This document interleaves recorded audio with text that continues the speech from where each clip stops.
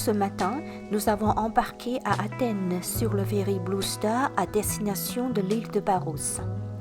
Le navire était bien plus grand que je ne l'ai jamais imaginé, avec plusieurs ponts, des salons confortables, des salles à manger et des boutiques vendant café et collations, animées par les voyageurs en route vers les Cyclades. En quittant le port d'Athènes, le ferry glissait calmement vers Paros.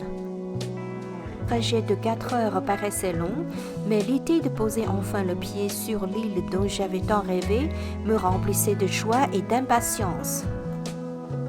En chemin, nous avons longé des îles de toutes formes et de toutes tailles. J'ai appris que la Grèce compte plus de 6000 îles et îlots, même si le nombre exact dépend de la façon dont on compte les rochers et les petites îles. Parmi eux, seuls environ 227 sont habités.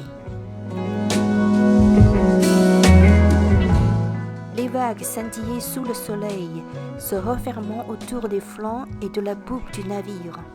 Une douce brise marine caressait nos visages, fraîche, salée et pleine de promesses. Et puis voilà, nous étions arrivés à Paros.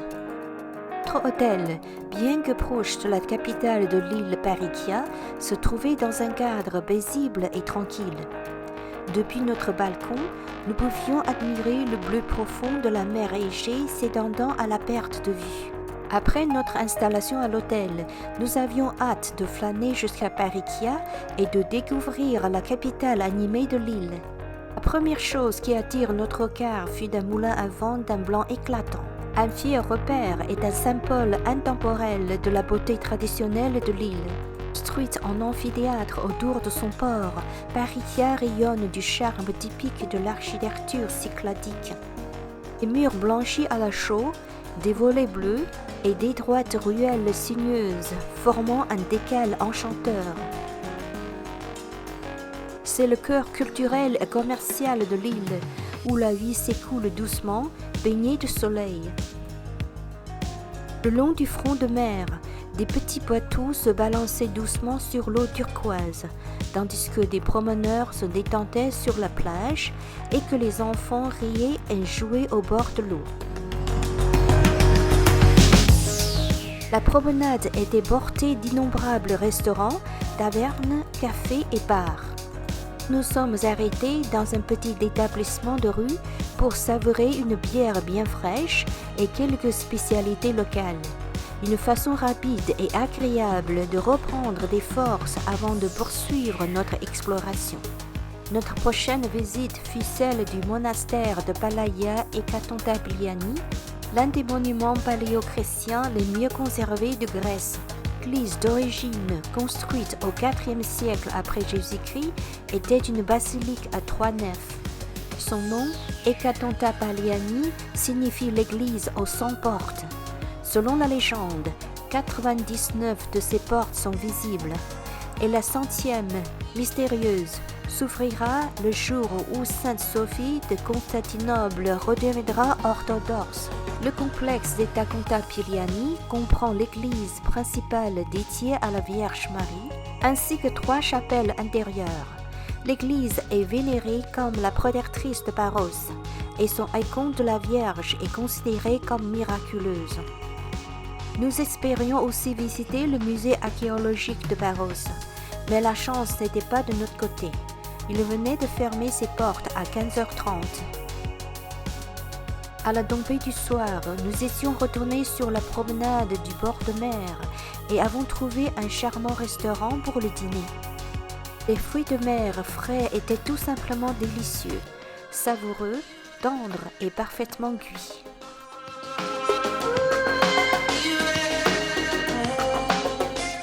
Depuis notre table, nous avons regardé le soleil descendre lentement sous l'horizon. Un coucher de soleil a coupé le souffle, qui peignait la mer et le ciel de teintes dorées et pourpres.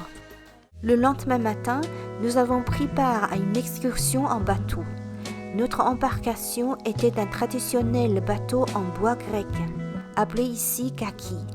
N'est-il pas magnifique? Et nous voilà partis. Le kaki glissait doucement sur la mer Égée azur, léger comme une feuille portée par l'eau. Début octobre, la mer n'est ni trop chaude ni trop froide, la saison idéale pour naviguer. Nous avons longé des côtes entre Paros et d'îles voisines d'Antiparos, croisant parfois de petites îles et quelques récifs. Certaines de ces minuscules îles étaient inhabitées, mais d'autres apportaient une petite église blanche se dressant fièrement à l'horizon bleu. Dans un autre, d'autres bateaux passaient non loin, nous rappelant que nous n'étions pas seuls dans ce vaste paysage marin. À un moment, une passagère désigna un grand navire au loin, s'exclamant qu'il devait être japonais. Sa forme, disait-elle, rappelait celle d'une pagode. Avant ce voyage, je n'avais admiré la beauté de la mer Égée qu'à travers des écrans, grands ou petits, mais à voir en vrai dépassait tout ce que j'avais pu imaginer. L'eau scintillait en nuances turquoise et de bleu cristallin, si claire, si lumineuse que j'avais l'impression que les mots me manquaient pour en décrire la beauté. Lorsque notre bateau atteignit une paix calme et abritée, le capitaine invita les passagers à se baigner. Certains disaient que l'eau était froide, d'autres affirmaient le contraire. Les avis étaient partagés. À bord, l'équipage faisait griller des souvlaki grecs directement sur le bateau. Il y avait aussi des salades fraîches, d'autres plats savoureux et du vin à volonté. Nous avons mangé, bavardé et ri ensemble. Un après-midi en mer joyeux et insouciant. À l'origine, l'excursion devait inclure une visite de la grotte sur l'île d'Antiparos. Mais l'équipage nous informa que les conditions météorologiques rendaient l'accostage dangereux ce jour-là. Nous avons donc simplement entourné l'île, admirant son littoral et ses maisons éparses le long de la côte. Au loin, quelqu'un nous montra une villa qui appartiendrait, disait-on, à la star hollywoodienne Tom Hanks, qui passerait ici ses étés.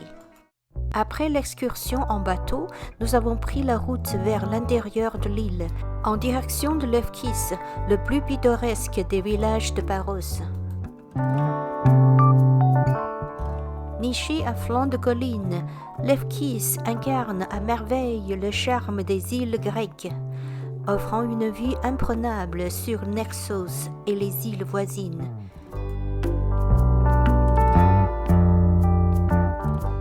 Le village est petit mais enchanteur, avec ses ruelles étroites, ses cafés pleins de charme et sa gracieuse église de la Sainte Trinité qui se dresse fièrement en son centre. À la tombée du soir, nous étions restés à Lefkis pour un délicieux dîner, savourant la beauté paisible du village alors que les lumières s'allumaient et que le jour laisse doucement place à la nuit. Lorsqu'on visite Paros, il faut visiter Naoussa, ce village de pêcheurs pittoresque, situé dans une large baie au nord de l'île, est souvent considéré comme l'un des plus beaux de Cyclades. Naoussa s'étend autour d'un petit port charmant où les bateaux de pêche colorés, les traditionnels kakia, sont amarrés côte à côte. Sous le doux soleil, les pêcheurs nettoyaient leurs prises du jour et les étentaient pour les faire sécher, tandis que l'air du port était empreint d'un léger parfum de sel et de mer. Non loin de là, les vestiges d'un ancien château vénitien se dressent fièrement au bord de l'eau, ajoutant une touche de mystère et de romantisme à ce décor. Allons voir cela de plus près.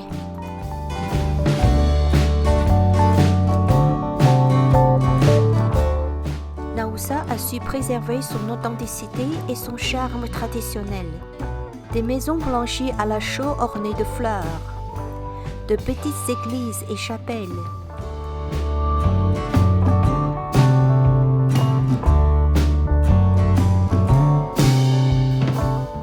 et des ruelles pavées qui serpentent comme un labyrinthe.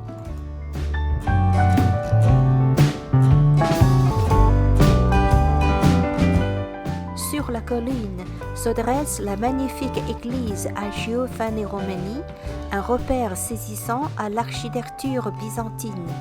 De là, nous avons admiré une vue spectaculaire sur le village de pêcheurs en contrebas, scintillant sous le soleil éclatant de la mer Égée. Naoussa regorge de restaurants, tous plus accueillants les uns que les autres. Finalement, nous sommes retournés sur la promenade en bord de mer, avons trouvé un petit coin douillet au bord de l'eau et avons savouré un déjeuner tranquille, la façon idéale de clore notre tour. Un bon repas, la brise marine, une vue d'une sérénité absolue. Suivant la recommandation de notre chauffeur, nous avons pris la route vers Protomos, un village traditionnel et plein de charme, situé sur la côte est de Paros. Dès que j'ai mis mes pieds dans ce petit village, j'ai été émerveillé par le spectacle qui s'ouvrait à moi. Waouh, c'était le bougainvillier le plus éclatant que j'ai jamais vu. Leurs fleurs roses vives se déversaient sur les murs blanchis à la chaux et les volets bleus, composant une scène tout droit sortie d'un rêve. Je me suis demandé, les maisons ont-elles été construites pour mettre les fleurs en valeur ou les fleurs plantées pour s'accorder aux maisons? Dans tous les cas, l'harmonie entre les deux était parfaite. Les quelques minutes passées à Protomos donnaient l'impression d'entrer dans une aquarelle vivante, colorée, paisible et plein de charme. Et maintenant, j'ai sans doute trouvé de quoi renouveler les fonds d'écran de mon ordinateur.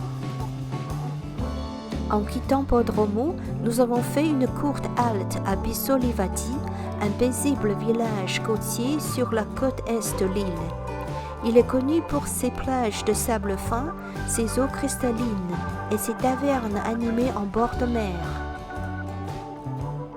Notre chauffeur nous a dit que la boutique de crème glacée de la rue principale appartient à sa sœur et que tout y était préparé avec des ingrédients naturels.